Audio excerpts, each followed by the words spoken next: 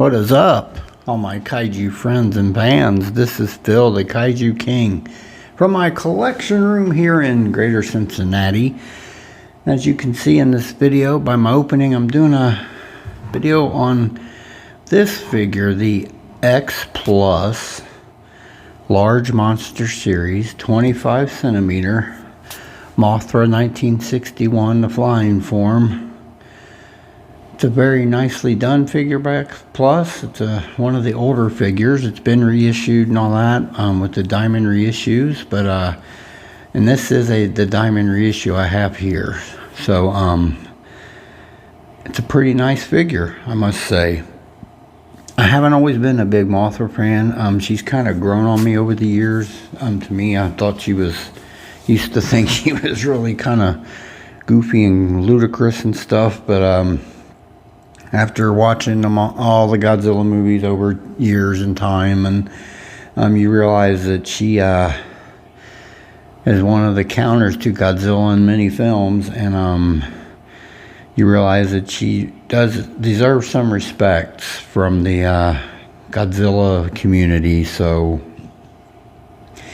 and she's an underrated kaiju too, in my opinion. But she's a really cool kaiju. Not my favorite flying kaiju. My favorite flying kaiju is probably King Ghidorah. I also like Rodan a lot, but she has always been a good guy, never an evil, an evil kaiju. So that's an interesting kind of take on her. All the others have been good and bad, honestly, in movies if you watch them. So most of them, at least Ghidorah and Rodan, the two other main ones, because the big four were like in the movie this year, King of the Monsters 2019. It was Godzilla, her, Mothra, Rodan, and King Ghidorah. And it's the big four. Everybody thinks of them as the big four in Toho's monster library. As far as this film goes, it came out in 1961 by Toho. Basically, the synopsis of the movie was that the Infant Island was discovered, and they discovered the little fairies that were there, and this capitalist guy wanted to take them back to the mainland and just basically make money from them is what he wanted to do. So he did manage to capture them and take them back, and then had them on TV, and unknowingly they sung the Mothra song, which wakes up Mothra, and it exposed the egg, and then the egg hatched and it became the larva. The larva goes after them, trying to capture, claim the fairies back, and in the midst, it's causing all kinds of havoc, and then the military's attacking it, and they weaken it, and it decides to cocoon, and it breaks down, tears the Tokyo Tower in half, and cocoons on it, and then they bring in these heat ray guns, which to me in the movie look like early versions of the other weapons they use, like in the Gargantuas. The maser cannons. It escaped me for a minute, but they look like a really early version of the maser cannons, which was cool. And they brought those weapons in to try to destroy it, but what they did is they incubated the cocoon, and it sped up the process for the larva form Mothra to become this form of Mothra, which is this figure we have here. And of course that the flying form went on to wreak all kinds of havoc with its powerful wind created from her wings, and they finally attracted her to the airport with the Mothra. They painted the Mothra logo giant on the field and attracted her there, and they had retrieved the fairies at that point, and they managed to give the fairies back to Mothra, and then she headed back to Infant Island. It's a pretty good film. It's pretty good for a non-Godzilla Toho film. But it was the beginning of many appearances by Mothra down through the years in the Toho kaiju movies. So, and I like this rendition. I like the Showa Mothras And the 2019 I really like a lot. The other ones are, you know, just kind of okay, but my favorites are the original 61, 64, and X Pluses did both of those. And then the 2019 Mothra, I think Legendary really did a nice job with the design and everything of that Mothra. So I can't wait. Hopefully they will give us that Mothra in this scale. I would love to see that from X Plus in 2019. When she's diving in the air toward Ghidorah and she's in attack mode and her wings are peeled back and right before Rodan attacks her.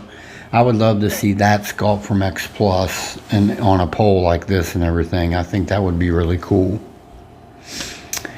Alright, as far as this figure goes, it's really nicely done. It does come on this here base. It's a rock design sculpted base. I'll take her off if I can get her off. Sometimes she don't want to come off.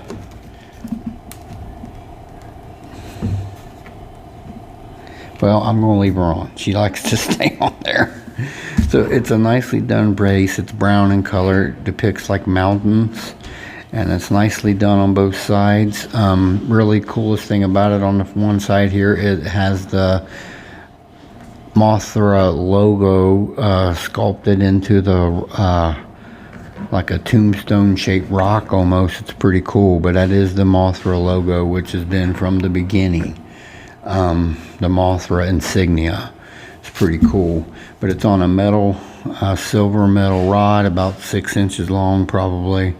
Puts her up, elevates her, of course. Her wingspan is probably 20 inches, I'd say. Right around there has to be. I don't know the exact. I didn't really measure it, but if you want full dimensions and everything, you can go to kaijuaddicts.com and look up this figure.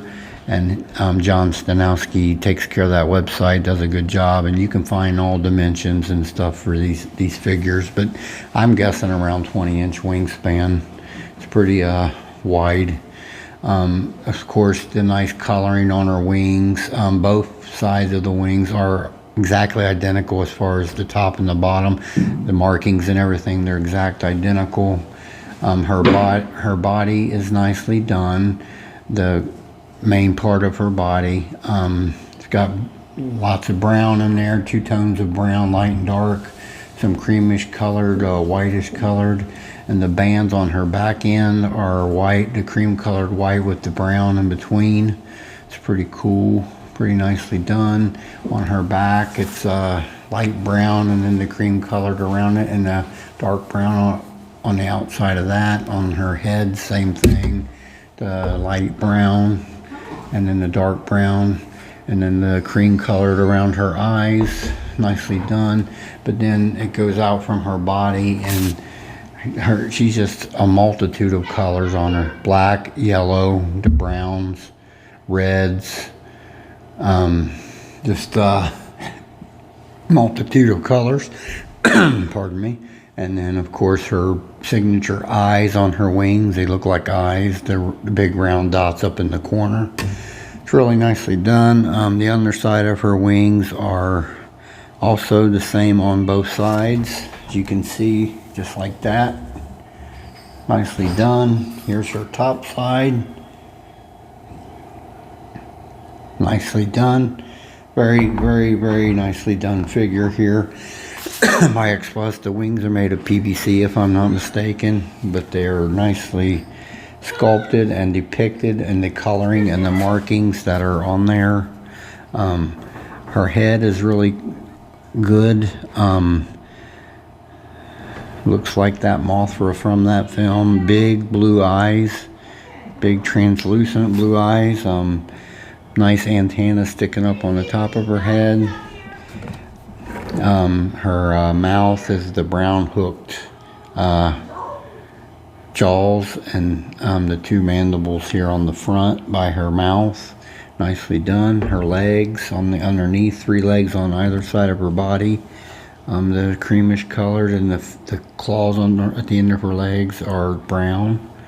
The underbody of her, underneath of her body is the dark brown color. She's a pretty nicely done figure, I must say. overall. It captures her essence in nice detail. I do have the 64X Plus also, and I have the set. It is the Mothra flying form with the base that has the egg, and then it also came with the 25 centimeter Godzilla 64. So that is the set that they came out with. I want to say it was a Wonderfest set, but I'm not sure 100%. I can't quite remember. I bought it off a member in the X Plus group, but it's pretty nice. But this here figure overall is a very nicely done figure. X Plus usually knocks it out of the park every time on these things, and this one is no exception in my opinion. It's a good accurate rendition of a flying form Mothra from the original film. And they always, like I said, do very nice work on these things. The details are very nice. I will say that she has a lot of fur on her in the face and on the body and on the part of the wings that's close to her body. There's always a lot of fur like detail on her in the film, but of course X Plus sculpted this on this, and it's pretty good. But if you look at the sculpting of the fur on the 2017 Kong Skull Island Kong figures, that fur is sculpted very well in my opinion. I would like to see them tackle another Mothra and see how good their fur sculpting is on it, because I think it would be quite a bit better than this is. And this isn't really bad, it's just the detail. You can tell the details on the Kong figure a lot more on its fur than on this Mothra, just my opinion. But it's still really nicely done. I think they nailed all the colors and patterns of the colors on her wings. I think they did that expertly on this figure. Alright, I'll do some quick size comparisons with this beautiful figure, and let's go to that right now. Alright everybody, here is the 25 centimeter Godzilla 64B suit with the 61 Mothra.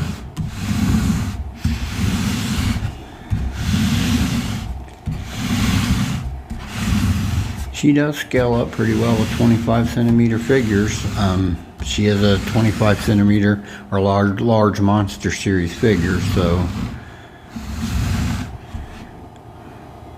Alright, let's do another size comparison right now.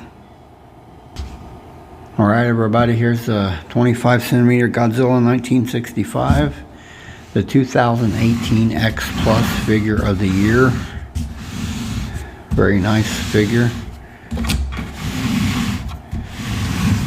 If there was one figure I would blow up into a gigantic series figure, Godzilla wise, it would be this figure right here, the 65. I would 100% blow this figure up to a gigantic. I love the pose and everything of it. They look pretty cool together. Alright, let's move on to another size comparison right now. Here is my Godzilla 1971 25 centimeter with my Mothra.